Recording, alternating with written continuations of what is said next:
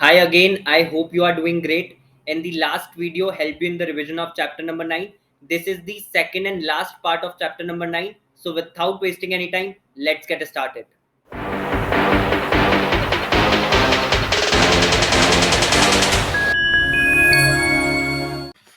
Starting with power of the appellate court, section number 386 जो है वो डिक्लेयर करता है power of the appellate court.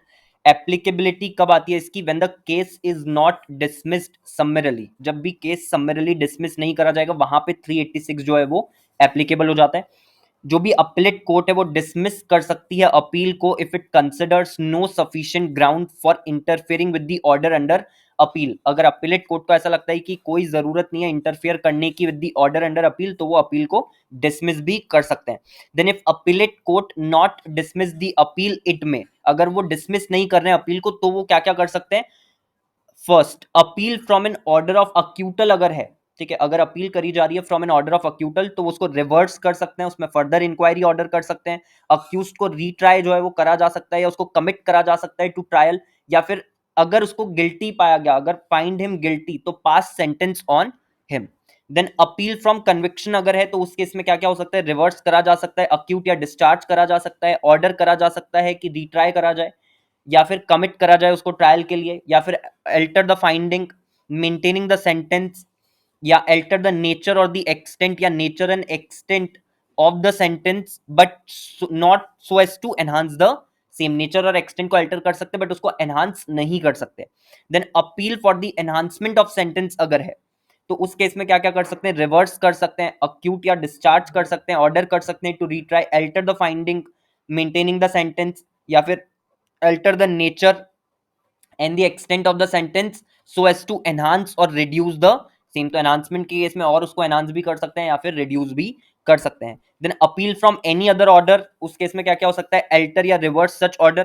and lastly make any amendment or any consequential or incidental order that may be justified or proper, जो उनको justified या proper लगे वो ऐसा कोई भी कॉन्सिक्वेंशियल या इंसिडेंटल ऑर्डर या कोई भी ऐसी अमेंडमेंट जो है वो कर सकते हैं। तो ये सारे काम अपीलेट कोर्ट कर सकती है अगर वो अपील को डिसमिस नहीं कर रही है। अलग अलग आपको याद रखना है कि अगर अपील फ्रॉम ऑर्डर ऑफ अक्यूटल है तो क्या होगा, कन्विक्शन है तो क्या होगा, एनहांसमेंट ऑफ सेंटेंस है तो क्या होगा, कोई दूसरा ऑर्डर है तो क्या होगा, और लास्ट वाला पॉइंट की कोई भी अमेंडमेंट कॉन्सिक्वेंशियल या इंसिडेंटल ऑर्डर पास करा जा सकता है दैट में बी जस्टिफाइड और प्रॉपर। उसके बाद यहाँ पे एनहांसमेंट को लेकर के एक चीज बोली गई है कि एनहांसमेंट ऑफ सेंटेंस का ऑर्डर आप तब तक पास नहीं करोगे जब तक कि क्या ना कर दिया गया हो, जब तक कि अक्यूज को एक अपॉर्चुनिटी ना दी गई हो of showing cause against such enhancement. यानी कि अगर आप एनहांस करने वाले हो तो आपको एक मौका देना है अक्यूज को ये बताने का कि क्यों सेंटेंस को एनहांस ना करा जाए। तो this is again a very important point. And इसके अंदर एक और पॉइंट है, ठीक है, जिसमें ये बोला है कि appellate court shall not inflict the greater punishment. जो भी अपीलेट कोर्ट है वो ग्रेटर पनिशमेंट, यानी कि जिस ऑर्डर के खिलाफ अपील करी जा रही है उस ऑर्डर में जितना भी कन्विक्शन दिया गया था, ठीक है, पर्सन को, उससे ज्यादा का पनिशमेंट कन्फ्लिक्ट सॉरी उससे ज्यादा का पनिशमेंट जो है वो इन्फ्लिक्ट नहीं कर सकती है कौन? Appellate court. देन 389 जो है, 389 के अंदर क्या बोला है? 389 के अंदर ये बोला हुआ है कि अगर पेंडिंग अपील है, ठीक है, पेंडिंग अपील है बाय हुम, ठीक है, तो पेंडिंग अपील अगर है बाय अ कन्विक्टेड पर्सन, उस केस में अपीलेट कोर्ट जो है वो क्या कर सकती है? वो for reasons to be recorded in writing, ठीक है, ऑर्डर कर सकती है एग्जीक्यूशन ऑफ द सेंटेंस, और order appealed against be suspended, and also confinement अगर करा गया था अक्यूज का तो बी रिलीज्ड ऑन बेल और ऑन हिज ओन बॉन्ड। तो क्या बोल रहे हैं कि अगर पेंडिंग अपील है बाय अ कन्विक्टेड पर्सन, उस केस में अपीलेट कोर्ट जो है वो रीजंस रिकॉर्ड करके राइटिंग में ऑर्डर कर सकती है एग्जीक्यूशन ऑफ सेंटेंस, या जो भी ऑर्डर के खिलाफ अपील करी गई है उसको सस्पेंड करा जा सकता है। एंड अगर कन्फाइनमेंट कर लिया गया था अक्यूज का तो उसको रिलीज कर दिया जाएगा ऑन बेल और ऑन हिज ओन बॉन्ड। इसमें बेल को लेकर के लिखा है कि जो भी पब्लिक प्रोसिक्यूटर है वो फाइल कर सकता है application for the cancellation of the bail, and bail देने के पहले बिफोर दिस, ठीक है, क्या होगा? Person convicted of an offence punishable with death और imprisonment for life or imprisonment for not less than 10 years shall give opportunity to the public prosecutor for showing cause in writing against such release. उस case में आपको एक opportunity देनी पड़ेगी public prosecutor को for showing the cause in writing against such release, कि क्यों उस व्यक्ति को रिलीज ना करा जाए, इसके कारण जो है आप शो करो। तो ये कब करना है? बेल देने के पहले। अब वो बेल आप दे रहे हो उसको या फिर आप उसको बॉन्ड पे रिलीज कर रहे हो, दोनों ही केसेस में person convicted of an offence punishable with death, imprisonment for life या imprisonment for at least 10 years, right, shall give opportunity, उस केस में आपको एक अपॉर्चुनिटी देना है to the public prosecutor for showing cause in writing against such release. तो ये 389 के अंदर आएगा। देन 386 सबसेक्शन 2 के अंदर क्या बोला है कि पावर जो है वो एक्सरसाइज करी जा सकती है by the high court also, ठीक है। और ये कब करा जा सकता है? जब अपील कन्विक्टेड पर्सन ने करी है to a court subordinate thereto. तो जब भी अपील कर रहा है कौन? Convicted person to a court which is subordinate to the high court, उस केस में हाई कोर्ट भी पावर एक्सरसाइज कर सकती है। जो भी अपीलेट कोर्ट की पावर्स हैं हम उसी की बात कर रहे हैं, तो अपीलेट कोर्ट की जो भी पावर्स हैं वो हाई कोर्ट भी एक्सरसाइज कर सकती है in case of an appeal by a convicted person to a court subordinate thereto. Then 386 subsection 3 में लिखा है कि कन्विक्टेड पर्सन अगर सेटिस्फाई कर देता है कोर्ट को by which he is convicted कि अपील जो है वो बनती है, तो court shall where such person being on bail sentence to imprisonment for term not exceeding 3 years, या where offence for such person has been convicted is bailable and he is on bail, order the convicted person be released on bail unless the specified reasons for the rejection of bail exist। तो इस वाले point में इन्होंने क्या बोला? इस वाले point में बोले कि अगर कन्विक्टेड पर्सन सेटिस्फाई कर देता है कोर्ट को जिसने उसको कन्विक्ट करा था that he intends to present an appeal, कि वो अपील करने वाला है, ठीक है, वो अपील करेगा इस ऑर्डर के खिलाफ, तो उस केस में जहां पर भी वो पर्सन बेल पर है उसको क्या कर दिया जाएगा? Where such person being on bail sentence to imprisonment for term not exceeding 3 years, या तो उसको 3 साल तक की सजा जो है वो दे दी जाएगी। या where the offence for such person has been convicted is bailable, जहां पर भी उसने कोई ऐसा काम करा है जो कि बेलेबल है और वो बेल पर ही है, तो order the convicted person be released on bail unless the specified reasons for rejecting the bail exist, तो उसको बेल पे ही रहने दिया जाएगा बिकॉज वो आगे क्या करने वाला है? अपील करने वाला है। उसके बाद इसमें एक केस लॉ दिया हुआ है Rama Narang versus Ramesh Narang and others का।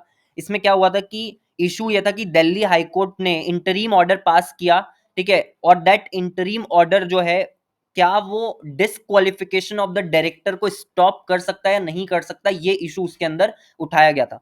तो दिल्ली हाईकोर्ट ने एक इंटरीम ऑर्डर पास किया था, क्या उस इंटरीम ऑर्डर के पास होने से जो डिसक्वालिफिकेशन अटैच होती है डायरेक्टर के ऊपर, ठीक है, वो क्या रुक जाएगी? ये इशू इसमें रेज हुआ था। इसमें क्या बोला गया? ऑर्डर पास्ड, ठीक है, और ऑर्डर पास करके ये बोला गया कि conviction instantaneously attaches what? Disqualification. The moment you get convicted आप डिसक्वालीफाई हो जाते हो फ्रॉम बिकमिंग द डायरेक्टर, ठीक है। तो इंटरीम ऑर्डर जो है उससे आपकी डिसक्वालिफिकेशन स्टॉप नहीं होगी। सीजी जो है उसने क्या करा? रिमूव द सीजी, मतलब क्या कर सकता है? सीजी जो है वो रिमूव कर सकता है डिसक्वालिफिकेशन, ठीक है, लेकिन कौन से केसेस में सीजी जो है वो रिमूव नहीं कर सकता डिसक्वालिफिकेशन? जब मैनेजिंग या होल टाइम डायरेक्टर जो है उनको कन्विक्ट करा जा रहा है, तो किसी और को अगर करा गया है, ठीक है, तो उस केस में इन केस ऑफ मैनेजर या ordinary director there is a provision की सेंट्रल गवर्नमेंट जो है वो रिमूव कर सकती है disqualification arising from the conviction, but not in the case of managing और whole time director.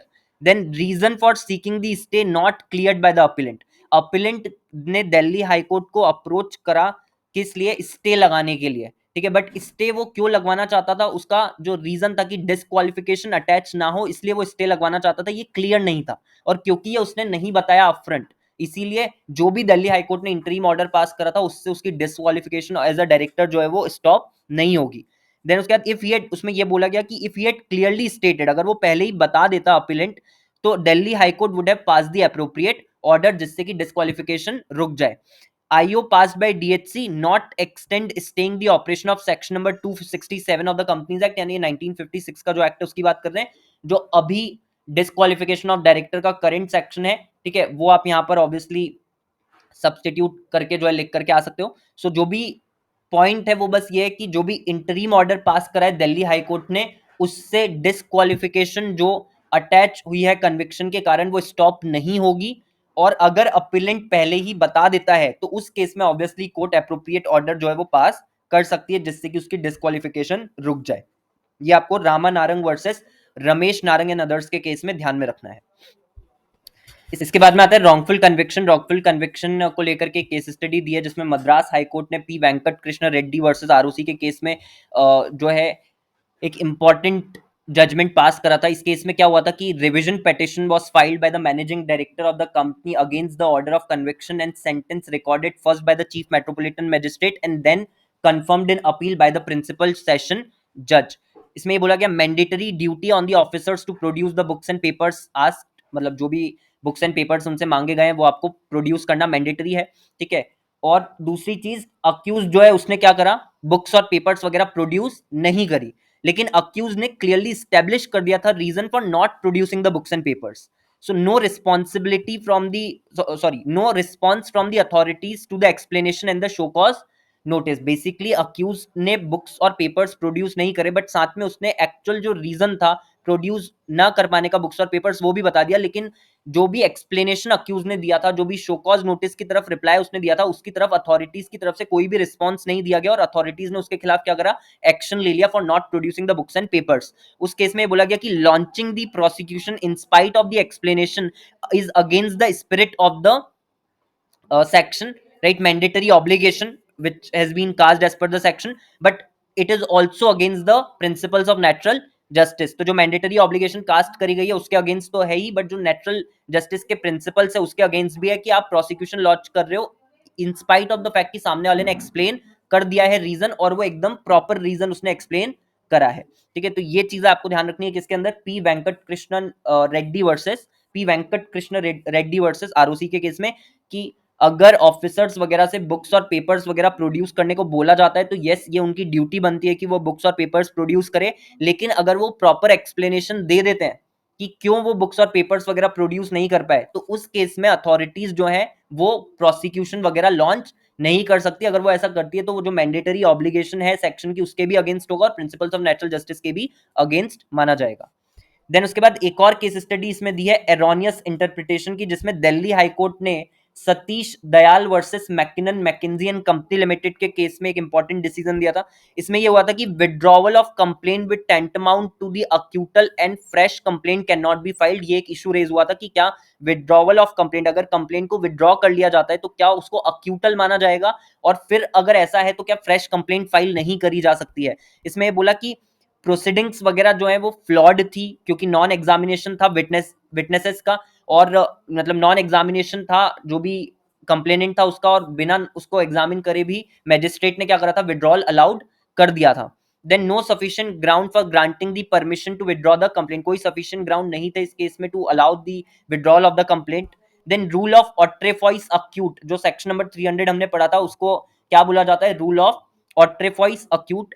Three essential conditions है उसकी, ठीक है। Trial of the accused for offence charge against him, then trial by the competent jurisdiction की जो court है, ठीक है, उसने ट्रायल कंडक्ट करा, and must have been resulted in order of acquittal और कन्विक्शन।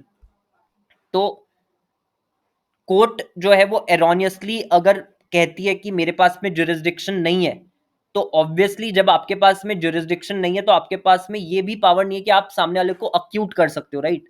तो जो भी ऑर्डर पास करा जाएगा उसका ये मतलब नहीं होगा कि सामने वाला जो है उसको छोड़ दिया गया, रिलीज कर दिया गया, ठीक है। सो कोर्ट अगर एरोनियसली बोलती है, ठीक है, एरोनियसली का मतलब है कोर्ट को लग रहा है कि उसका जुरिस्डिक्शन नहीं है, इस केस में दो कोर्ट का जुरिस्डिक्शन है बट कोर्ट को लग रहा है कि उसका जुरिस्डिक्शन नहीं बनता है, और इसी के बेसिस पे वो अक्यूटल जो है उसका ऑर्डर पास कर देती है, यानी बेसिकली अक्यूज्ड के खिलाफ ट्रायल वगैरह कंडक्ट नहीं करती है। तो क्या उसका ट्रायल ना कंडक्ट करना वो tantamount to release of the accused, acquittal of the accused? The answer is no, this is not acquittal of the accuse, because trial वगैरह तो हुआ ही नहीं है। अक्यूटल कब माना जाता है, जब प्रॉपर ट्रायल वगैरह हो जाता है और फैक्ट्स और सर्कमस्टांसेस एविडेंस के बेसिस पे जब आप कंक्लूड करते हो कि यस जो सामने वाला व्यक्ति उसने कुछ भी गलत काम नहीं करा है। बट यहाँ पे कोई अक्यूटल नहीं हो रहा है, क्योंकि कोई अक्यूटल नहीं हो रहा है तो क्या सेक्शन नंबर 300 एप्लीकेबल होगा? The answer is no, because section number 300 की one of the essential condition is कि कन्विक्शन या अक्यूटल हुआ हो प्रायर केस में, बट प्रायर केस में ऐसा कुछ नहीं हो रहा है।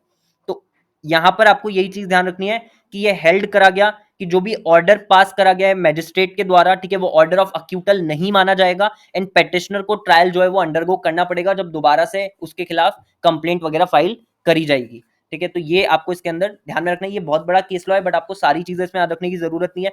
क्रक्स इसका सिर्फ ये है कि withdrawal of complaint tantamount to acquittal and fresh complaint can not be filed. The answer is no, withdrawal is not amount to acquittal because, और यस, एक तो withdrawal of complaint does not tantamount to acquittal, fresh complaint can be filed, and 300 वाला जो rule है वो applicable यहाँ पर नहीं होगा। उसकी 3 एसेंशियल कंडीशंस में एक कंडीशन है कि प्रायर जो भी केस था उसके अंदर कन्विक्शन या अक्यूटल हुआ, जो कि यहाँ पर नहीं हो रहा है। ठीक है, ये सारी चीजें आपको ध्यान रखनी है in Satish Dayal versus Mackinnon Mackenzie and company limited के केस में। इसके बाद दिया है कि detailed return orders are unnecessary at every stage of trial. तो सुप्रीम कोर्ट ने Kanti Bhadra Shah versus state of West Bengal के केस में बोला था कि अननेसेसरी है to write detailed orders at all the stages. Framing of charge आपको अगर प्राइमा फेसी केस बनता है तो ही करना है। No need for giving the reasons for his decisions to frame the charges. तो आप कब चार्ज फ्रेम करोगे? जब प्राइमा फेसी केस बनता है, बट जो भी आप चार्ज फ्रेम कर रहे हो उसके बदले में आपको रीजंस वगैरह बताने की जरूरत नहीं है। No need for giving the reasons for his decisions to frame the charge. अच्छा, रीजन आपको कब देना है? जब आप डिस्चार्ज कर रहे हो किसी को। जब आप डिस्चार्ज कर रहे हो तब आपको रीजंस बताने की जरूरत है, अदरवाइज आपको रीजंस वगैरह बताने की जरूरत नहीं है जब आपने चार्जेस वगैरह क्या करें, फ्रेम करें। तो detailed return orders are unnecessary at every stage of trial, ये चीज आपको ध्यान में रखना। इसके बाद में आता है appeal under CrPC section number 374 में लिखा है कि कोई भी पर्सन जिसको कन्विक्ट करा गया on trial held by high court in its extra ordinary original criminal jurisdiction, वो अपील कर सकता है सुप्रीम कोर्ट के सामने। अगर किसी भी पर्सन को कन्विक्ट करा जाता है ट्रायल पर हेल्ड बाय सेशन जज या एडिशनल सेशन जज या on a trial held by any other court जिसमें इम्प्रिजनमेंट दिया गया है फॉर मोर देन 7 ईयर्स, वो अपील कर सकता है हाई कोर्ट के सामने। 375 में बोला है कि अपील लाई नहीं करेगी जब कन्विक्शन आपने करा है on account of accused pleading guilty, अगर कन्विक्शन का ऑर्डर हाई कोर्ट ने पास करा है। If conviction in such cases is passed by a court of session या metropolitan magistrate या फिर चीफ जुडिशियल मैजिस्ट्रेट, तो अपील लायक कर सकती है। लेकिन उस केस में भी अपील सिर्फ और सिर्फ किस चीज को लेकर के हो सकती है? टू द एक्सटेंट और legality of the sentence, because यहाँ पे अक्यूज ने क्या कर दिया है? गिल्टी प्ली कर दिया है। तो किसी क्वेश्चन ऑफ फैक्ट या क्वेश्चन ऑफ लॉ को लेकर के आप अपील नहीं करोगे। हाँ, बस ये है कि जो भी सेंटेंस पास करा गया है वो कितना वैलिड है। ठीक है, हो सकता है कि उस केस में कम सेंटेंस बनता हो बट ज्यादा पास कर दिया गया हो, तो उन सब चीजों को लेकर के ऑब्वियसली अपील हो सकती है। लेकिन वो भी सिर्फ तभी हो सकती है जब कन्विक्शन का ऑर्डर किसने पास करा हो? Court of session, metropolitan magistrate या चीफ जुडिशियल मैजिस्ट्रेट ने। अगर हाई कोर्ट ने कन्विक्शन का ऑर्डर पास करा है तो उस केस में ये भी नहीं हो सकता है। इसके बाद आता है रेफरेंस कॉलिंग फॉर रिकॉर्ड्स और रिविजन पावर्स। इसमें सबसे पहले आता है सेक्शन नंबर 395 जिसमें बोला है कि हाई कोर्ट को रेफरेंस जो है वो दिया जा सकता है। ठीक है, for the determination of validity of an act और ऑर्डिनेंस और रेगुलेशन। बट इसमें एक पॉइंट है कि कोर्ट का ओपिनियन होना चाहिए कि वो जो एक्ट, ऑर्डिनेंस या रेगुलेशन है वो इनवैलिड है, though neither high court under whose jurisdiction that court concern falls nor the supreme court has made any declaration. तो ना तो हाई कोर्ट ने और ना ही सुप्रीम कोर्ट ने कोई डिक्लेरेशन दिया है टू द इफेक्ट कि वो एक्ट, ऑर्डिनेंस, रेगुलेशन जो है वो क्या है? इनवैलिड है। लेकिन कोर्ट जो है उसको ऐसा लगता है कि यार ये जो एक्ट, ऑर्डिनेंस, रेगुलेशन ये इनवैलिड है, तो वेदर दैट एक्ट, ऑर्डिनेंस और रेगुलेशन इज वैलिड, ये डिटरमाइन करने के लिए वो कोर्ट जो है वो किसको रेफरेंस दे सकती है? हाई कोर्ट को रेफरेंस दे सकती है।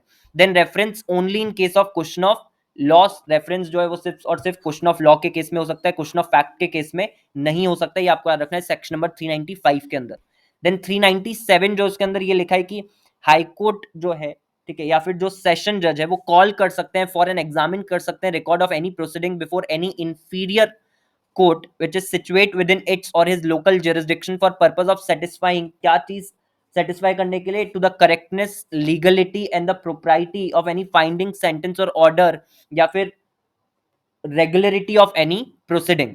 तो हाई कोर्ट और सेशन जज कॉल कर सकते हैं और एग्जामिन कर सकते हैं रिकॉर्ड किसी भी प्रोसीडिंग के जो कि इंफीरियर कोर्ट के सामने कैरी आउट करी गई है। ठीक है, ये इंश्योर करने के लिए कि जो भी फाइंडिंग, सेंटेंस या ऑर्डर या प्रोसीडिंग है, ठीक है, वो रेगुलर हो और जो भी फाइंडिंग, सेंटेंस, ऑर्डर है वो सब कैसे हो? करेक्ट हो, लीगल हो और उसकी जो भी प्रोप्राइटी है, ठीक है, वो इंश्योर करने के लिए।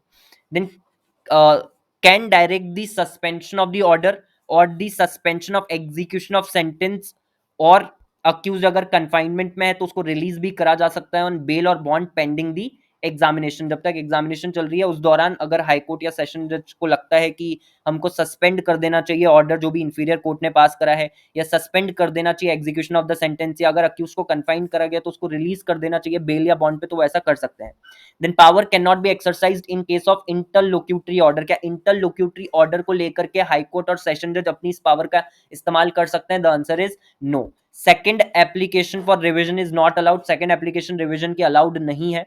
देन हाई कोर्ट और सेशन जज डायरेक्ट कर सकते हैं, किसको डायरेक्ट कर सकते हैं? डायरेक्ट कर सकते हैं चीफ जुडिशियल मैजिस्ट्रेट को बाय हिमसेल्फ और by any of the subordinate magistrate या chief judicial magistrate may himself make और direct any subordinate magistrate to make further inquiry in any complaint which has been dismissed, या कोई भी case जिसमें accused को क्या कर दिया गया हो, डिस्चार्ज कर दिया गया हो, बिफोर दिस पर्सन कंसर्न को एक जो है अपॉर्चुनिटी देना है ऑफ बीइंग हर्ड। तो ये इसके अंदर आपको पॉइंट ध्यान रखना है। देन 401 सबसेक्शन 1 में लिखा है कि हाईकोर्ट की रिवीजन पावर्स, हाईकोर्ट के पास में रिवीजन पावर्स हैं। 401 सबसेक्शन 2 में लिखा है कि no order to the accused detriment unless given the opportunity of being heard. Revision के केस में ऐसा कोई भी ऑर्डर पास नहीं करा जाएगा जो कि डेट्रीमेंटल हो to the interest of the accused, जब तक कि उसको एक मौका ना दिया गया हो, यानी उसको अपनी बात रखने का एक मौका जब तक नहीं दे दिया जाता तब तक आप कोई भी ऑर्डर ऐसा पास नहीं कर सकते जो कि डेट्रीमेंटल है टू द अक्यूज। 401 सबसेक्शन 3 में high court can not convert the accused acquittal into conviction. तो रिवीजन की पावर एक्सरसाइज करते हुए हाईकोर्ट ऐसा नहीं कर सकती कि वो अक्यूटल को कन्विक्शन में क्या कर दे, कन्वर्ट कर दे। 401 सबसेक्शन 4 में बोला है अपील लाइज तो no revision under section number 402। अगर किसी ऑर्डर के खिलाफ अपील करी जा सकती है तो उस केस में आप रिवीजन की पावर जो है वो एक्सरसाइज नहीं करोगे, उसको लेकर के रिवीजन की पावर्स एक्सरसाइज नहीं करी जा सकती, यानी उस केस में रिवीजन जो है वो सीक नहीं करा जा सकता है। ठीक है, और 4015 में लिखा है कि अपील लाई करती है बट रिवीजन एप्लीकेशन फाइल कर दी जाती है इन द एरोनियस बिलीफ की अपील डज नॉट लाई। तो पार्टीज को ऐसा लगता है कि यार अपील तो इस केस में पॉसिबल नहीं है, इसलिए रिवीजन के लिए अप्लाई कर देते हैं, दो एक्चुअली अपील उस केस में पॉसिबल है। तो उस केस में उस रिवीजन एप्लीकेशन को जो हाईकोर्ट है वो क्या मानेगी, अपील जो है वही ट्रीट करते हुए उसके ऊपर प्रोसीडिंग्स वगैरह जो है वो कैरी आउट करी जाएगी। तो उस रिवीजन एप्लीकेशन को ही अपील जो है वो मान लिया जाएगा। तो रिवीजन एप्लीकेशन को अपील ट्रीट कर लेंगे। ठीक है, ये 401 सबसेक्शन 5 में दिया हुआ है। तो ये आपको जो है इसके अंदर याद रखना है reference calling for records and revision power. इसके बाद है सेक्शन नंबर 376 जिसमें बोला है कि अपील लाई नहीं करेगी अगर हाईकोर्ट का केस है जहां पे इम्प्रिजनमेंट अप टू 6 मंथ्स का पास हुआ है या फिर फाइन इज अप टू ₹1000, और अदर्स के केस में इम्प्रिजनमेंट अप टू 3 मंथ्स और फाइन इज अप टू ₹200। तो अपील लाई नहीं करेगी हाईकोर्ट के सामने अगर किसी केस में इम्प्रिजनमेंट अप टू 6 मंथ्स का है या फिर किसी केस में फाइन अप टू ₹1000 का है, और अदर्स के केस में इम्प्रिजनमेंट अप टू 3 मंथ्स का है या फाइन अप टू ₹200 का है। देन प्रोवाइजो में लिखा है appeal would lie in following situation. Appeal कब लाई कर सकती है, person convicted order to furnish the security to keep peace. Second, जो भी डायरेक्शन है for imprisonment in default of payment of fine included in the sentence. ठीक है, तो डायरेक्शन जो है for imprisonment in case of default of payment of fine included था sentence में कि अगर फाइन पे नहीं करा तो उसके बदले फिर आपको इम्प्रिजनमेंट अंडरगो करना पड़ेगा, इसका डायरेक्शन उसमें लिखा हुआ था सेंटेंस के अंदर। या फिर more than one sentence of fine is passed in the case if total amount of fine imposed does not exceed the amount herein before specified in respect of the case। आपने एक से ज्यादा sentence of fine जो है वो क्या कर दिए, पास कर दिए हैं, लेकिन टोटल अमाउंट जो है जो फाइन का इंपोज करा गया वो एक्सीड नहीं करता है जो ऊपर अमाउंट दिए गए 1000 या 200 के। तो ये तीनों केसेस में अपील जो है वो लाए कर सकती है, ये प्रोवाइजो के अंदर लिखा है, ये चीज आपको याद रखनी है। और ये सारे पॉइंट्स आपके आ जाते हैं किसके अंदर, अपील अंडर सीआरपीसी के अंदर, section number 374, 375, 376 and the proviso. इसके बाद आता है appeal in case of acquittal, section number 378, जिसमें ए वाले पॉइंट में ये बोला है कि डिस्ट्रिक्ट मैजिस्ट्रेट जो है वो क्या कर सकता है, डायरेक्ट कर सकता है पब्लिक प्रोसिक्यूटर को to present the appeal to the court of session from an order of acquittal passed by the magistrate in respect of a cognizable and non bailable offence. तो डिस्ट्रिक्ट मैजिस्ट्रेट पब्लिक प्रोसिक्यूटर को direct करेगा कि आप appeal present कर दो court of session के सामने, किस ऑर्डर के खिलाफ, ऑर्डर ऑफ अक्यूटल के खिलाफ जो पास करे मैजिस्ट्रेट ने in respect of a cognizable and non bailable offence. B वाले पॉइंट में लिखा है स्टेट गवर्नमेंट जो है वो किसी भी केस में डायरेक्ट कर सकती है पब्लिक प्रोसिक्यूटर को to present an appeal to the high court from an original और appellate order of an acquittal pass by any court other than the high court not being an order which is covered under clause A और an order of acquittal which is passed by court of session in revision. तो इन दोनों orders के अलावा जो है किसी भी ऑर्डर को लेकर के एसजीबी ऐसा डायरेक्शन जो है वो दे सकती है। देन 378 सबसेक्शन 2 में लिखा है कि ऑर्डर ऑफ अक्यूटल जो है वो उन केसेस में जहां पे ऑफेंस को इन्वेस्टिगेट किसने करा है, डीएसपी ने। ठीक है, डीएसपी का मतलब है दिल्ली स्पेशल पुलिस एस्टेब्लिशमेंट, और अदर एजेंसी में एसएफआई वगैरह कवर हो जाएंगे। सो सीजी में direct the public prosecutor to present an appeal. CG यहां पे डायरेक्ट कर सकता है पब्लिक प्रोसिक्यूटर को कि वो अपील प्रेजेंट करे किसको, to the court of session from an order of acquittal passed by magistrate in respect of cognizable and non-bailable offence, and to the high court from an original or appellate order of an acquittal passed by any court other than a high court not being an order under clause A or an order of acquittal which is passed by court of session in revision। तो language लगभग दोनों की same ही है, बस तो अंतर ये है कि यहाँ पे हम कौन से केसेस की बात कर रहे हैं जिसमें ऑफेंस को इन्वेस्टिगेट करा हो बाय डीएसपी और any other agency. Then 378 subsection 3 के अंदर ये लिखा है कि no appeal shall be entertained except with the high court's leave, यानी हाई कोर्ट की परमिशन से ही अपील जो इसको एंटरटेन करा जाएगा अंडर 1 एंड 2। 378 1 और 2 में हमने जो भी अपील की बातें करी है वो सब तभी एंटरटेन करी जाएगी जब वो फाइल करी जाएंगी with the high court's permission. Then 378 subsection 4 में लिखा है order of acquittal passed and high court on application made to it by complainant in this behalf grants the special leave to appeal from the order of acquittal complainant में present such an appeal to high court. Basically क्या बोल रहे हैं कि order of acquittal अगर पास करा गया और हाई कोर्ट ने on application made to it by complainant in this behalf special leave यानी स्पेशल परमिशन दे दी कि वो अपील कर सकता है from the order of acquittal, तो कंप्लेनेंट जो है वो प्रेजेंट कर सकता है appeal to the high court. Then 378 subsection 5 में लिखा है no application under section number 4, जो हमने ऊपर अभी पढ़ा है कि कंप्लेनेंट की वो जो एप्लीकेशन कंप्लेनेंट को फाइल करनी पड़ेगी to obtain special leave for filing the appeal against the order of अक्यूटल।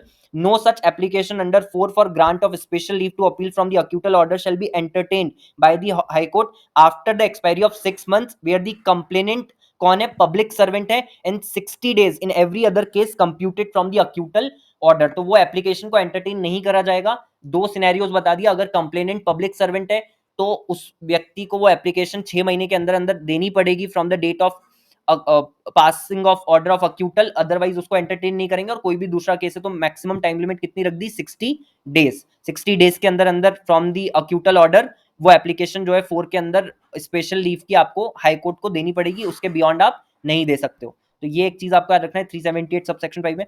उसके बाद आरओसी के केस में 6 मंथ्स हो जाएगा, बिकॉज ऑब्वियसली वो कौन है, पब्लिक सर्वेंट है। तो ये एक एग्जांपल हो जाएगा कि कंप्लेनेंट जहां पे पब्लिक सर्वेंट है उस केस में 6 मंथ्स का टाइम दिया गया है वो एप्लीकेशन प्रेजेंट करने के लिए in front of the high court.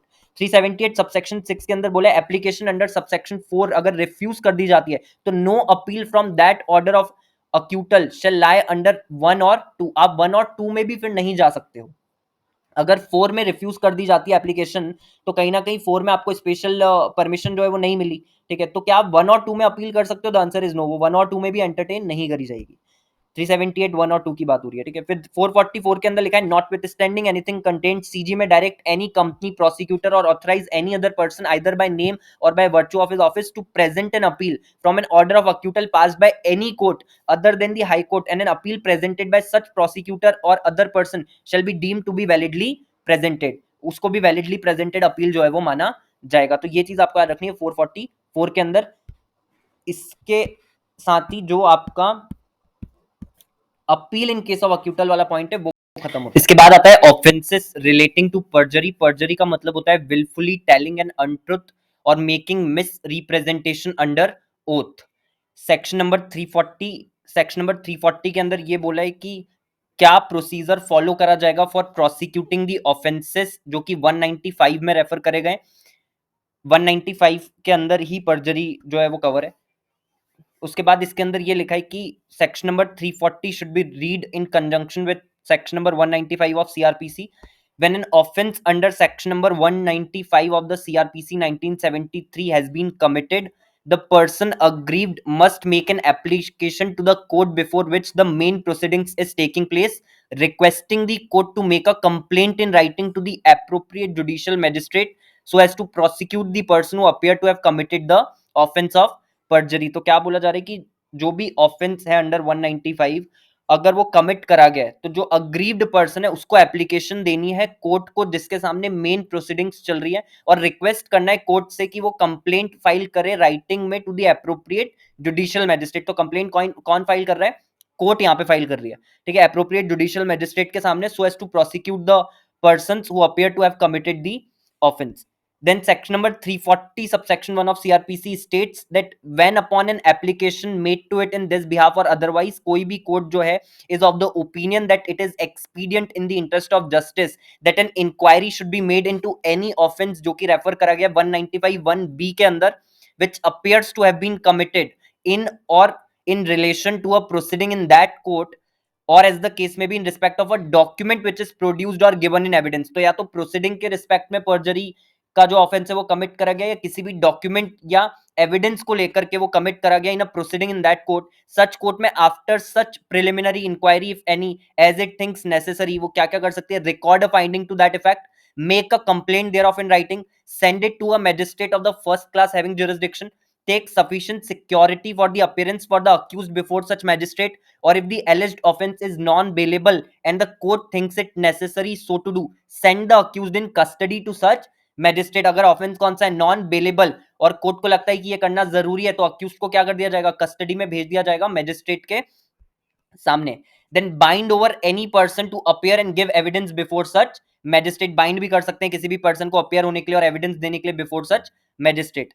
अब 195(1)(b का ऊपर रेफरेंस आया, तो 195(1)(b में कौन से ऑफेंसेस जो है कवर है. 195(1)(b में यहाँ पर देखो 195 दिया, इसका क्लॉज ए यहाँ पर दिया और फिर उसके बाद में क्लॉज बी है. इसमें बोला है any offence which is punishable under any of the following section of the IPC, section number 193 से लेके 196 तक, then 199, 200, 205, 305, 211 and 228. When such offense is alleged to have been committed in or in relation to any proceeding in any court, जब वो offence जो है वो commit करा गया है प्रोसीडिंग को लेकर के इन एनी कोर्ट. आपको सारे सेक्शन जो है उसके नंबर याद रखने की जरूरत नहीं है, आप ये लिख सकते हो कि कोई भी ऑफेंस जो कि पनिशेबल है under the relevant section of IPC when such offence is alleged to have been committed in relation to any proceeding in any court.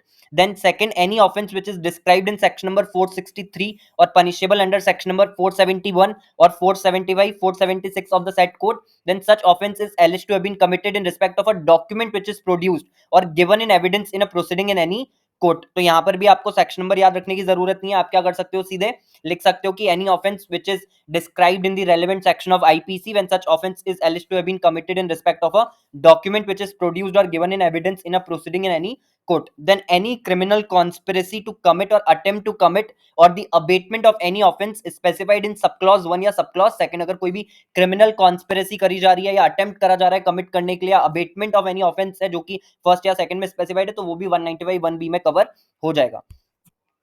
उसके बाद में इसमें लिखा है section number 340 subsection 2 of CrPC states that power is conferred on a court by subsection 1 in respect of an offense may in any case where the court has neither made a complaint under subsection 1 in respect of that offense nor rejected an application for making of such complaint. तो ना तो court ने complaint करी magistrate को और ना ही aggrieved person ने जो एप्लीकेशन दी है कि आप कंप्लेंट करो आगे जुडिशियल मैजिस्ट्रेट के सामने, उसको रिजेक्ट भी नहीं करा. दोनों ही चीज अगर कोर्ट ने नहीं करी है तो उस केस में क्या हो सकता है, उस केस में कोर्ट जो है वो क्या कर सकती है, एक्सरसाइज कर सकती है सच be exercised by the court to which such former court is subordinate within the meaning of section number 195 4. तो अगर सबऑर्डिनेट कोर्ट ने ना तो एप्लीकेशन रिजेक्ट करी और ना ही कंप्लेंट फाइल करी, तो जो हायर कोर्ट है वो क्या कर सकती है, कंप्लेंट वगैरह फाइल कर सकती है या एप्लीकेशन को रिजेक्ट कर सकती है. तो ये 340 सबसेक्शन 2 में लिखा हुआ है कि जो पावर कन्फर करी गई है on a court by subsection 1 in respect of an offence में in any case where that court has neither made a complaint and nor rejected the application for making of such complaint be exercised by the court to which former court is subordinate. यानी subordinate court ने अगर नहीं करा तो higher court जो subsection 1 में power दी हुई है वो एक्सरसाइज कर सकती है, जो भी हम ऊपर पढ़ के आए. देन उसके बाद 340 subsection 3 states that complaint made under this section, जो भी कंप्लेंट करी जाएगी सेक्शन में कौन साइन करेगा उसको, तो where the court is making the complaint, ठीक है, इज अ हाई कोर्ट. जब जो कोर्ट कंप्लेंट कर रही है वो अगर हाई कोर्ट है तो उस केस में कौन करेगा, by such officer of the court as the court में अपॉइंट, और in any other case by the presiding officer of the court और by such officer of the court as the court में authorise in writing in this behalf. Then 340 subsection 4 of CRPC makes it very clear that for the purpose of section number 340 the word court has the same meaning as in section number 195 में जो court का मतलब दिया हुआ है वही यहां पर भी एप्लीकेबल होगा.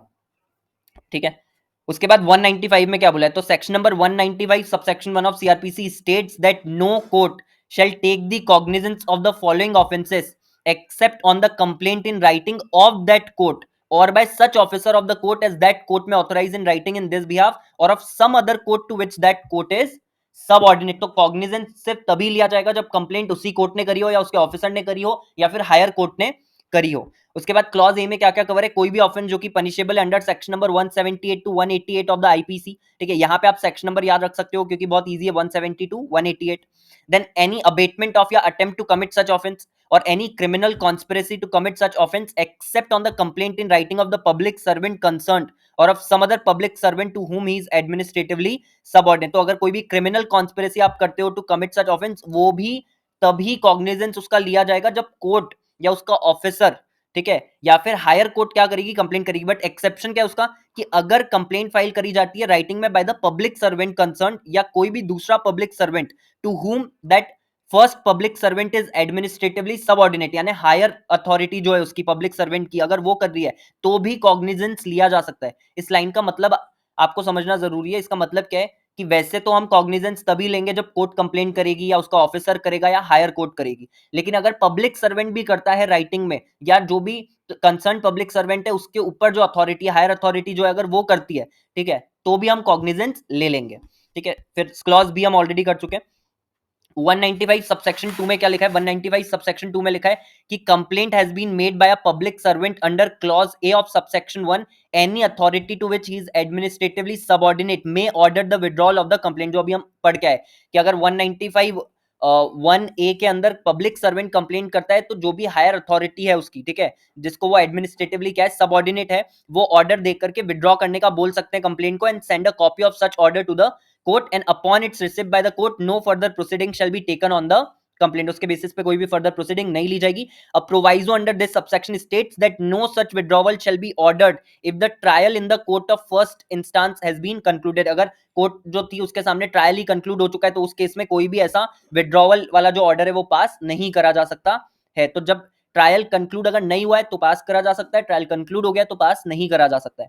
Then 195 subsection 3 of section number 195 of CRPC adds that in clause B of subsection 1 the term court means a, B के अंदर जो भी हमने पढ़ा है उसमें कोर्ट का मतलब क्या होगा, सिविल, रेवेन्यू और क्रिमिनल कोर्ट।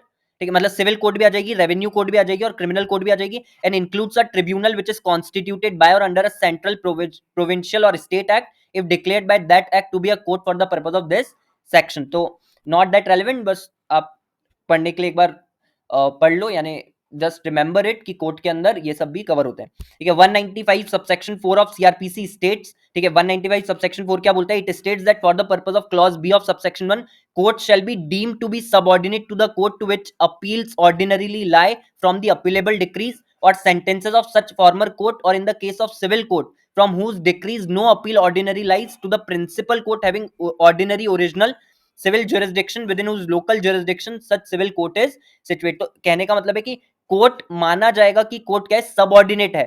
ठीक है, किस कोर्ट को, जिसके सामने अपील्स ऑर्डिनरीली क्या करी जाती है, लाए करी जाती है फ्रॉम दी अपीलेबल डिक्रीज या सेंटेंसेस जो कि फॉर्मर कोर्ट ने क्या करें, पास करें, या अगर सिविल कोर्ट का केस है तो from whose decrees no appeal ordinarily lies to the principal court having ordinary original civil jurisdiction, यानी कि जो प्रिंसिपल कोर्ट है, ठीक है, उसके सबऑर्डिनेट जो भी कोर्ट है वो भी यहाँ पे कवर हो जाएगी। तो court shall be deem to be subordinate to the principal court having ordinary original civil jurisdiction, civil court के केस में within the local jurisdiction such civil court is situated. तो सिविल कोर्ट के case में civil court मानी जाएगी कि वो subordinate है टू द प्रिंसिपल कोर्ट, और उसके अलावा जो भी कोर्ट है, ठीक है, उसको माना जाएगा कि वो सबऑर्डिनेट है उस कोर्ट के जिसके सामने उसके ऑर्डर को लेकर के क्या करी जाती है, अपील्स वगैरह करी जाती है।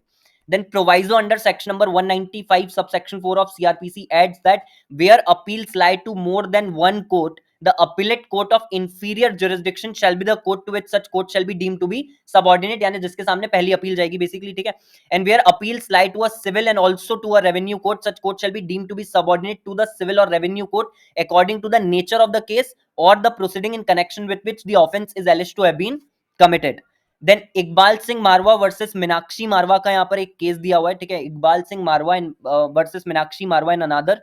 ठीक है, इसके अंदर क्या हुआ था, it was observed by the Supreme Court that judicial notice can be taken of the fact that courts are normally reluctant to direct filing of a criminal complaint and such a course is rarely adopted, यानी कि courts magistrate के सामने पर्जरी के case में complaint really he करते हैं। ठीक है, ये सुप्रीम कोर्ट ने ऑब्जर्व करा।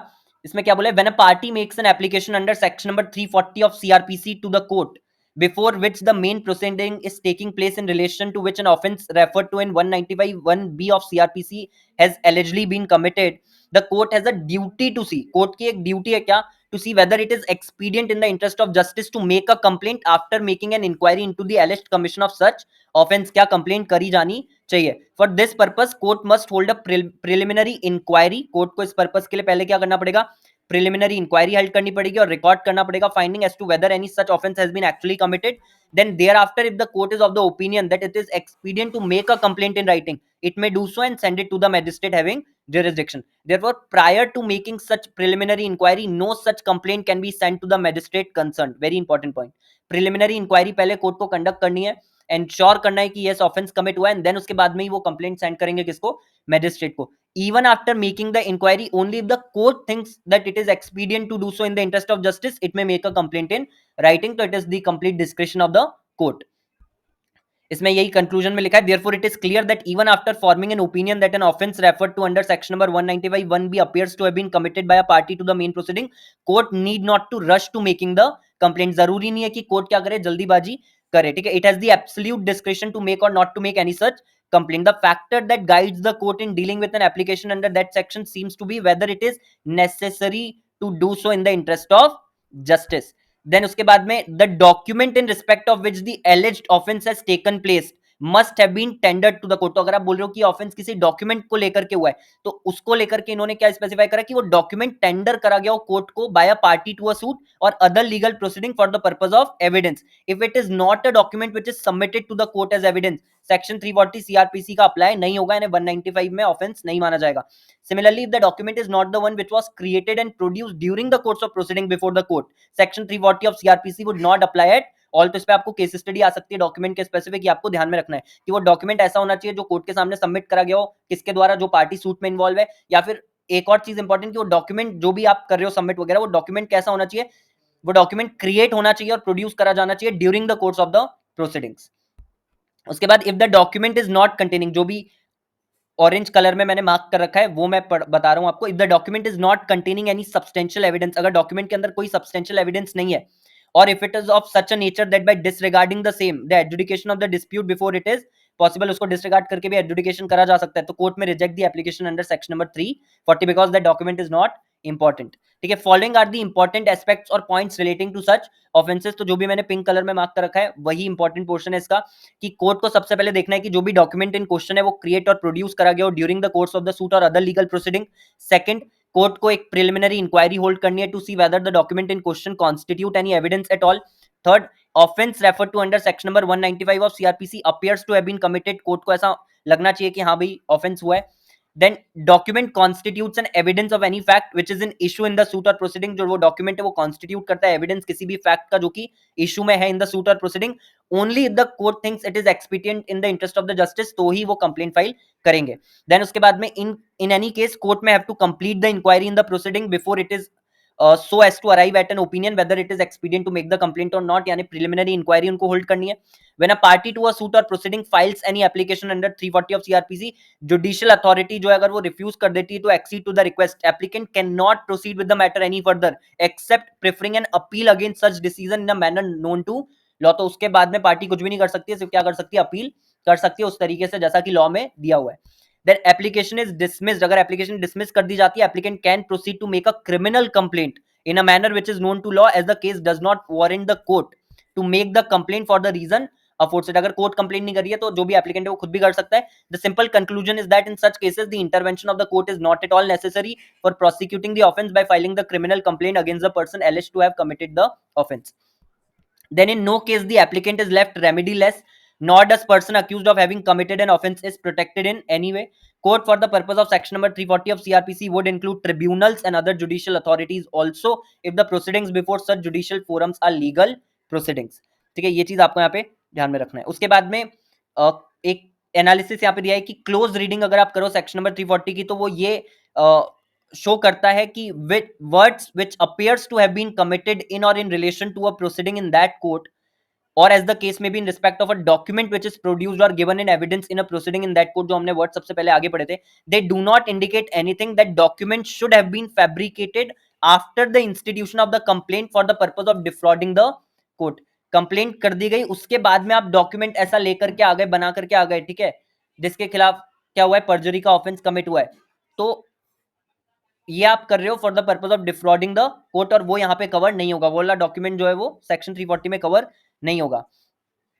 वापस से रेफरेंस दिया Iqbal Singh Marwah versus Meenakshi Marwah and another का, और बोला कि 5 member bench of the supreme court ने क्या हेल्ड करा था, an enlarged interpretation to 195 1B second, where by the second जो है वो हमने क्या चीज पढ़ी थी सेकंड के अंदर, 195 1B सेकंड के अंदर हमने पढ़ा था कि कोई भी offence which is alleged to have been committed in respect of a document which is produced or given in evidence in a proceeding in any court, तो इसको जो है एक एनलार्ज्ड इंटरप्रिटेशन दिया, ठीक है, 5 member बेंच ने ऑफ सुप्रीम कोर्ट क्या बोला, whereby the bar created by the said provision would also operate whether after the commission of an act of forgery the document is subsequently produced in court is capable of great misuse, यानी अगर आप forgery करके क्या करते हो, document सामने लेकर के आ जाते हो कोर्ट के, ठीक है, फैब्रिकेट करके बेसिकली सामने लेकर के आ जाते हो, तो again it can lead to a great misuse, he would thus be protected from prosecution, इस केस में वो जो होगा वो prosecution से protected होगा either at the instance of a private party or the police until the court where the document has been filed itself chooses to file a complaint, जब तक कि प्राइवेट पार्टी या पुलिस खुद ही complaint file नहीं कर देते तब तक तो वो सेक्शन नंबर 340 में क्या होगा, प्रोटेक्टेड होगा, बिकॉज कोर्ट कंप्लेंट फाइल नहीं करेगी। Sachchidanand Singh versus state of Bihar के केस में क्या बोला गया, it was further held that it would be a strained thinking that any offense involving forgery of a document if committed far outside the presence of the court and long before its production in the court could also be treated as one affecting the administration of justice merely because the document later reached the court records, तो ऐसा मतलब नहीं माना जाएगा कि यार force document है लेकिन वो तो outside the presence of the court हुआ था और बहुत पहले करा गया था, तो क्या उसको लेकर के भी हम ये बोलेंगे कि ये अफेक्ट करेगा एडमिनिस्ट्रेशन ऑफ जस्टिस को, the answer is no. So in that case supreme court categorically concluded that bar contain in 195 of the code is not applicable to a case where forgery of the document was committed before the document was produced in a court, तो जो भी 195 का बार है वो applicable नहीं होगा forgery के case में, ये पूरा आपको ध्यान में रखना है ऑफेंसेस रिलेटेड टू पर्जरी के अंदर। Next is inherent power of high court, section number 482 जो है उसके अंदर ये दिया हुआ है, इसमें बोला it says that nothing in this code shall be deemed to limit or affect the inherent power of the High Court to make such order as may be necessary to give effect to any order under this court or to prevent the abuse of the process of any court or otherwise to secure the ends of justice। तो जैसे हमने section number 151 पढ़ा था CPC का, वैसे ये section number 482 है CrPC का जो हाई कोर्ट की इनहेरेंट पावर की बात करता है। The powers of the High Court under section number 482 CRPC are partly administrative and partly judicial. Court can always take the note of any miscarriage of justice and prevent the same by exercising its powers under section number 482 of CRPC. These powers are neither limited nor curtailed by any other provision of the court. Supreme court जो है उसने Madhu Limaye versus state of Maharashtra के case में held करा था कि following principles would govern the exercise of inherent jurisdiction of the high court. पहला, power is not to be resorted to if there is a specific provision in the court for the redress of grievances of the aggrieved party. अगर specific provision है court के अंदर for the redress of grievances तो वहां पे power जो है उसका इस्तेमाल नहीं करा जाएगा। It should be exercised very sparingly to prevent the abuse of process of any court or otherwise to secure the ends of justice। बहुत ही ज्यादा ध्यान से इसको जो है यूज करना है पावर को। And it should not be exercised as against the express bar of the law and grafted in any other provision of the code। तो आप बियॉन्ड द लॉ नहीं जा सकते हो इस पावर को एक्सरसाइज करके, ये थर्ड वाला पॉइंट जो है वो बोल रहा है। Then it is well settled that inherent powers under section number 482 can be exercised only when no other remedy is available to the litigant and not where a specific remedy is provided by the statute। अगर statute के अंदर specific remedy available है तो आप 482 के अंदर ये जो पावर है इसका इस्तेमाल नहीं कर सकते हो। अगर रेमेडी अवेलेबल नहीं है, कोई भी स्पेसिफिक रेमेडी अवेलेबल नहीं है तो ही इस पावर का जो है यूज करा जा सकता है, and that too very sparingly. Then if an effective alternative remedy is available, the High Court will not exercise its power under this section, especially when the applicant may not have availed of that remedy। ये आपको पूरा ध्यान रखना है section number 482 के अंदर। इसके बाद दिया है powers of the supreme court, इसमें बोला है आर्टिकल 132 ऑफ द कॉन्स्टिट्यूशन के according an appeal shall lie to the supreme court from any judgment, decree और final order of a high court whether in a civil और criminal और in any other proceeding if the High Court certifies under Article 134 capital A that the case involves a substantial question of law so as to the interpretation of some provision of the Constitution involved in the case। तो अगर High Court certify कर देती है तो ही आप supreme court के सामने क्या कर सकते हो, अपील कर सकते हो। लेकिन जो आर्टिकल 134 ऑफ द कॉन्स्टिट्यूशन है वो ये बोलता है कि an appeal shall lie before the supreme court in a criminal proceeding from any judgment, final order और sentence if the high court on appeal has reversed the order of acquittal of an accused and sentence him to death or is withdrawn for trial before for any case from any court subordinate to its authority, and in such trial if the High Court had convicted the accused and sentenced him to death or when the High Court certifies under Article 134 capital A that it is a fit case to appeal before the Supreme Court, तो इस case में भी appeal जो है वो करी जा सकती है. Supreme Court may under Article 136 of the Constitution grant in its discretion a special leave to appeal from any judgment, decree, determination, sentence or order in any case or matter passed or made by any court or tribunal in India.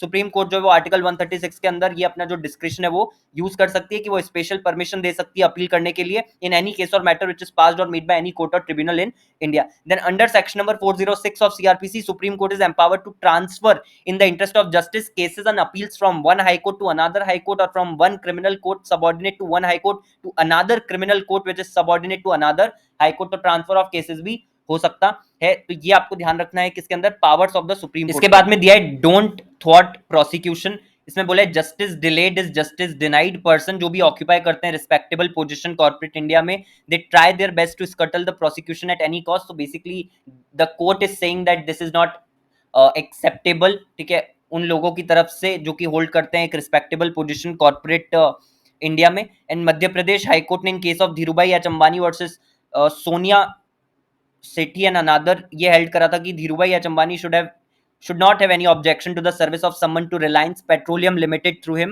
for the reason that it is not in dispute कि वो executive chairman है Reliance Petroleum Limited के. On the other hand, the court expected that Dhirubhai H. Ambani, who was one of the leading captains of the industries in India, should honor the summons of the court. उनको honor करना चाहिए summons court के by obeying the legal process of the court. जो उनका prestige है वो कम नहीं होगा, rather जो उनका stock है वो ऊपर ही जाएगा as a law abiding citizen. तो basically इसके अंदर सिर्फ ये बोला है कि कोर्ट अगर समन इशू करती है तो the person should respect the same and should produce the document और should appear before the court accordingly. Then revamp the system and deliver justice fast. इसके अंदर बोला है कि in these days of judicial reforms and high speed technology, it is natural to look forward to various reforms that would cut layers, cost and time, to which corporate India is definitely looking forward. तो मतलब जितना हम better कर सके justice delivery की system को.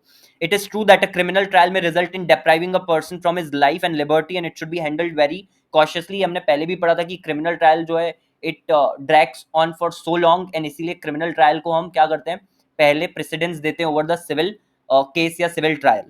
Then it is a fact that there is a scope for revamping. The Supreme Court in UP Pollution Control Board versus Mohan McKeans and others quoted its own decision that it gave in the case of Kanti Bhadra Shah, which projects clearly the present problems and calls for the efforts to speed up the process. क्या बोला उन्होंने, there is no legal requirement that the trial court should write an order showing the reasons for framing a charge. Why should the already burdened trial courts be further burdened with such an extra वक्त. तो हम पहले भी पढ़ चुके हैं कि आपको जब आप चार्ज फ्रेम कर रहे हो उस केस में आपने जो डिसीजन लिया है, ठीक है, उसके रीजंस देने की जरूरत नहीं है. रीजंस देने की जरूरत आपको तब पड़ती है जब आप किसी को डिस्चार्ज करते हो.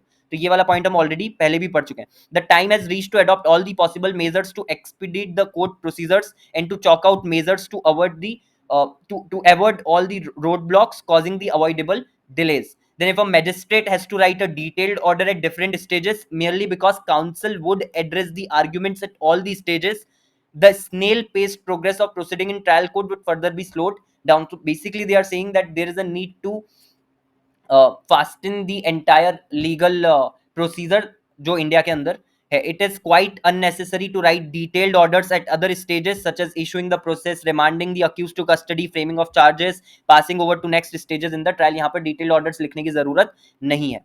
Then कुछ important principles दिए हुए from various decision of the Supreme Court. It could understood that following are certain broad out basic principles जो कि important है criminal justice system में. वो कौन कौन से principle है? सबसे पहला, the purpose of the criminal trial is to dispense fair and impartial justice which is uninfluenced by extraneous consideration. Then free and fair trial is a sine qua non of Article 21 of the Constitution and is very essential. And third, any person accused of an offense may of right be defended by a pleader of his choice. तो उसके पास right होगा कि उसको defend करा जा सकता है by a pleader of his choice. ये तीनों principles जो है वो आपको ध्यान में रखने हैं. डायरेक्ट क्वेश्चन जो इस पे आ सकता है. इसके बाद पॉइंट दिया है इंसॉल्वेंट ट्रेडिंग का. इसमें बोला गया कि जो ऑरेंज कलर से मैंने मार्क करा हुआ है, the board of directors of the company must ensure that if there is no reasonable prospect of paying its debts, the company should not contract for further debts and obtain the goods and services on credit. Such trading will constitute to insolvent trading and it may expose its directors to consequences trading carrying on the business of a company with an intention to defraud. तो basically what they are saying is कि अगर director को पता है कि company जो है वो और ज्यादा क्रेडिट नहीं ले सकती है, ठीक है, कंपनी अपने डेट्स वगैरह पे नहीं कर पाएगी, लेकिन ये पता होने के बाद भी अगर डायरेक्टर्स जो है वो डेट्स वगैरह ले रहे हैं, तो उसको क्या बोला जाएगा, इंसॉल्वेंट ट्रेडिंग जो है वो बोला जाएगा। इसमें आगे ये चीज बोली है कि सेक्शन नंबर 309 जो है कंपनीज एक्ट 2013 का declare that the corporate state and corporate power of the company shall continue until it is dissolve, वो कंटिन्यू रहेंगे जब तक वो डिसॉल्व नहीं हो जाती, in any winding up other than a voluntary winding up. Section 357 subsection 2 of companies act 2013 relating to the winding up of a company by the tribunal shall be deemed to commence at the time of the presentation of the petition for the winding up itself. तो वो commence कब से हो जाएगा, जब से winding up की petition जो है वो प्रेजेंट करी जाएगी। देन एक केस लॉ इसके अंदर, in the matter of William C Leitch brothers it was held that of a company continues to carry on business and to incur debts at a time when to the knowledge of the director there is no reasonable prospect of the creditor ever receiving the payment of those debts। यानी director को पता है कि creditor को कभी भी उनका पैसा वापस मिलने वाला नहीं है, लेकिन फिर भी वो लोग क्या कर रहे हैं, डेट्स ऑब्टेन कर रहे हैं। It is in general a proper inference that companies carrying on business with intent to defraud. उसको ऐसा माना जाएगा कि कंपनी अपना बिजनेस कैरी कर रही है with the intention to defraud the creditors and then they will obviously be subject to the legal consequences। तो ये आपको याद रखना है इंसॉल्वेंट ट्रेडिंग के अंदर। इसके बाद में दिया है offences for which no separate penal clause exist. अगर कोई भी ऐसा ऑफेंस है जिसके लिए कोई सेपरेट पैनल क्लॉज एग्जिस्ट नहीं करता है तो वो सेक्शन नंबर 450 में कवर होगा। सेक्शन नंबर 450 स्टेट्स करता है इफ अ कंपनी और any officer of a company और any other person contravenes any of the provision of this act और the rules made there under और एनी कंडीशन लिमिटेशन और restriction subject to which any approval sanction consent confirmation recognition direction or exemption in relation to any matter has been accorded given or granted and for which no penalty or punishment is provided elsewhere in offenses under corporate laws regulations also enlarge the scope of connected person। तो ये एक अलग चीज चालू हो गई है, ठीक है, जो आपको 450 में याद रखना है वो सिर्फ कहां तक याद रखना है, no punishment is provided elsewhere, ठीक है, यहां तक सिर्फ आपको ध्यान में रखना है कि अगर नहीं दिया हुआ है तो उस केस में 450 एप्लीकेबल हो जाएगा और 450 को रेसिडियल पेनल्टी का क्लॉज भी जो है वो बोला जाता है, which we have already covered in chapter number 6, जो हमने ऑलरेडी कवर कर लिया चैप्टर नंबर 6 में। देन एक चीज जो इसमें आगे लिखी है वो ये कि जो कॉर्पोरेट लॉज रेगुलेशन से उन्होंने एनलार्ज कर दिया स्कोप ऑफ कनेक्टेड पर्सन भी bye including all the persons entities connected with the company at that time or 6 months prior to the alleged act of insider trading। तो insider trading के case में connected person जो है वो भी liable हो जाएगा। ये वाला पॉइंट इन्होंने यहाँ पर इंक्लूड करा है, though there is no need for the inclusion of that point and मेरे को लगता है कि this is a printing mistake but let's not get into it, ठीक है, यहाँ लिखा है तो हमने कर लिया कि कनेक्टेड पर्सन को भी इंक्लूड करा गया है, ठीक है, और इसमें सारे पर्सन एंटिटी आ जाएंगे जो कि कनेक्टेड थे कंपनी के साथ एट दैट टाइम, उस टाइम पर जब इनसाइडर ट्रेडिंग हुआ या 6 months prior to the alleged act of insider trading. ये चीज आपको इसके अंदर ध्यान में रखना है। उसके बाद में आता है स्टार्टिंग में जो एक टॉपिक दिया है कोड ऑफ क्रिमिनल प्रोसीजर 1973। इसके अंदर इंपॉर्टेंट ये है कि सीआरपीसी जो है वो एक प्रोसीजरल लॉ है, ठीक है, it applies to every offence which is punishable under the IPC और एनी अदर स्पेशल और local law. Then substantive law है relating to offenses could be any other law under which any commission or omission may create the offenses of various categories such as IPC या Prevention of Food Adulteration Act। However, for offenses under Companies Act 2013 या Companies Act 1956, the substantive law is that act itself। यानी Companies Act 2013 और Companies Act 1956 ही अपने आप में क्या है, substantive law है। बाकी के केसेस में जो substantive law है वो कौन सा है, CRPC। Then जो पिंक कलर से मैंने मार्क करा है, CrPC is the law in relation to trial procedure and is applicable universally to the criminal activities unless there is any express provision that introduces a non obstante clause to override the CrPC. तो अगर कहीं पे भी लिखा है कि notwithstanding anything contained in CrPC तो obviously वहां पे जो भी सीआरपीसी के प्रोविजन है वो पिक्चर में नहीं आएंगे, बट अदरवाइज सीआरपीसी जो है वो यूनिवर्सली एप्लीकेबल होगा। देन उसके बाद सेक्शन 4 जो है, जो लास्ट पैरा दिया है, section 4 deals with trial of offences under the IPC. जो सेक्शन 4 है सीआरपीसी का वो डील करता है with trial of offences under IPC and other laws. It states that सारे के सारे offences under the IPC shall be investigated, inquired into, tried and otherwise dealt with according to the provisions hereinafter contained। all the offenses under any other law shall be investigated, inquired into, tried and otherwise dealt with। किस तरीके से, according to the same provisions but subject to any enactment for the time being in force regulating the manner of place of investigating, inquiring into, trying or otherwise dealing with such offenses। तो अगर कोई और enactment है तो CrPC के provisions तो applicable होंगे, but अगर कोई और इनेक्टमेंट है जो कि गवर्न कर रही है manner of place of investing, inquiring into, या किस तरीके से डील करा जाएगा, तो उसके प्रोविजंस एप्लीकेबल होंगे। According to section number 5 of the act, nothing contained in this code shall in the absence of a specific provision to the contrary affect any special or local law for the timing in force, or any special jurisdiction or power which is conferred, or any special form of procedure which is prescribed by any other law for the timing in force. तो section number 5 क्या बोल रहा है, इस code में जो भी कुछ लिखा है उससे कोई भी स्पेशल या लोकल लॉ जो है वो अफेक्ट नहीं होगा, कोई भी स्पेशल जुरिस्डिक्शन या पावर जो कन्फर करी गई है वो भी अफेक्ट नहीं होगी, और कोई भी स्पेशल फॉर्म ऑफ प्रोसीजर जो प्रिस्क्राइब करा गया है by any other law for the timing in force वो भी अफेक्ट होने वाला नहीं है। देन उसके बाद में एक लास्ट चीज जो इसमें जो लास्ट वाला पैराग्राफ है, as such the jurisdiction which is given to the ordinary criminal courts under section number 4 read with section number 5 would be excluded only when a special act applies। जहां पे भी special act apply होगा वहां पे जो ordinary criminal courts है उनका जो जुरिस्डिक्शन है वो क्या हो जाएगा, वो जो है एक्सक्लूड हो जाएगा, इट विल स्टैंड एक्सक्लूडेड। तो ये चीज जो है आपको इसमें ध्यान रखनी है। इसी के साथ आपका जो चैप्टर नंबर 9 है वो खत्म होता है। I hope this video helped you in the revision of the provision discussed and get better understanding of the provision. Thank you so much for watching this video, and I will see you in the next one.